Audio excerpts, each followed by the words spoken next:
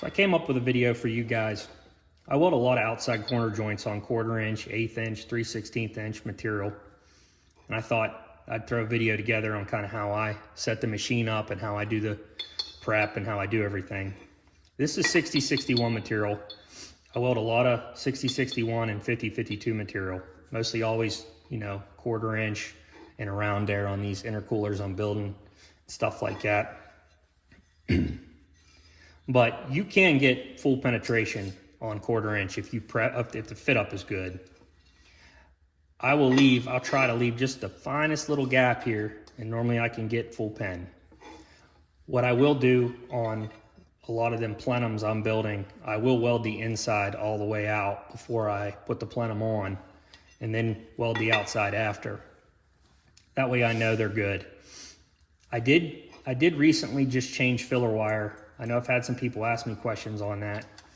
I went to 55-54 filler wire. My reason behind that is if you get on Lincoln's website or any of the websites that make 55-54 filler wire, they recommend 55-54 for higher elevated temperatures. So a piece that's operating, at around 150 degrees Fahrenheit, that's the filler rod they recommend.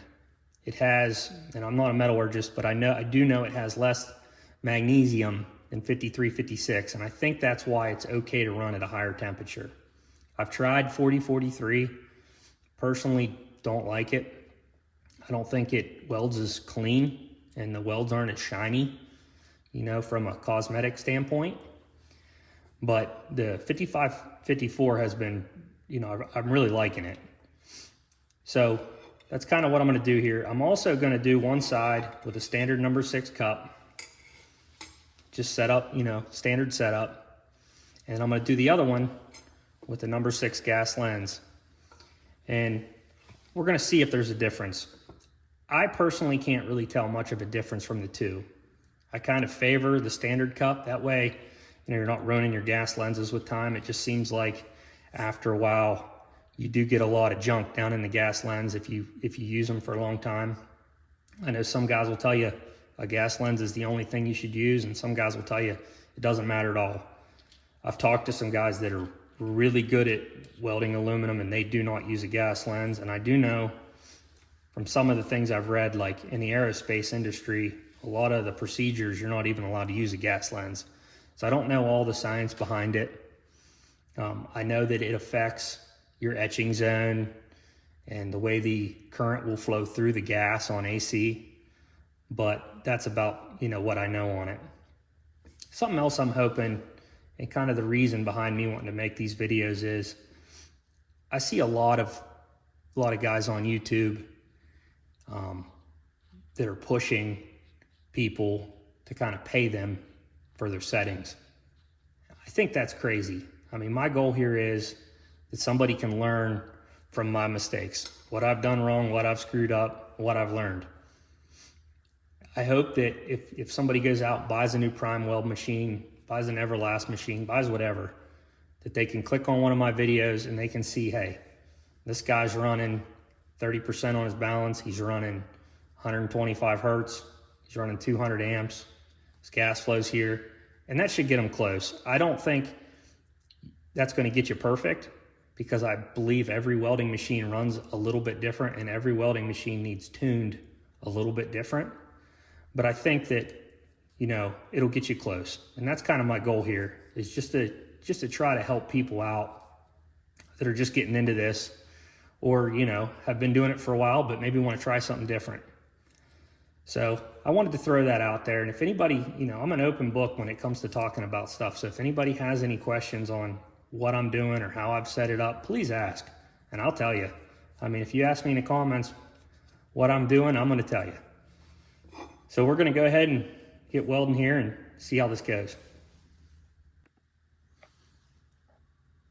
So my settings today, we're going to keep it pretty normal. 125 on a frequency, 28 on the balance. We're going to run 270 on the amps, 269 on the amps. Pre-flow's the same, 1.2. Post-flow right around 8 is what seems to keep the tungsten nice.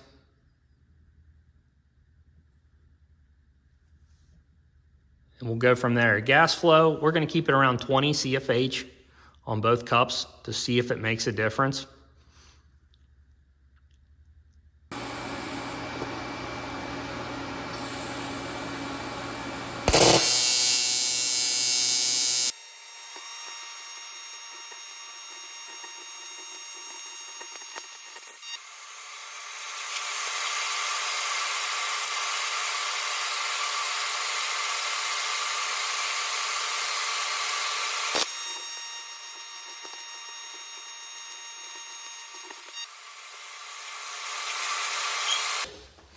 So the piece is still kind of hot, but you can see, I mean, they both welded good.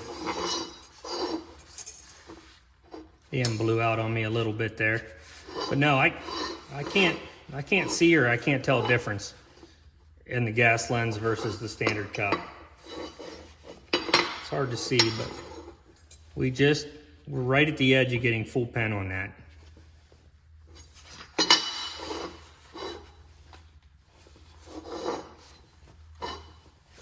So I hope this video helps somebody. Let me know if you guys got any more good video ideas I could throw together, and we'll go from there.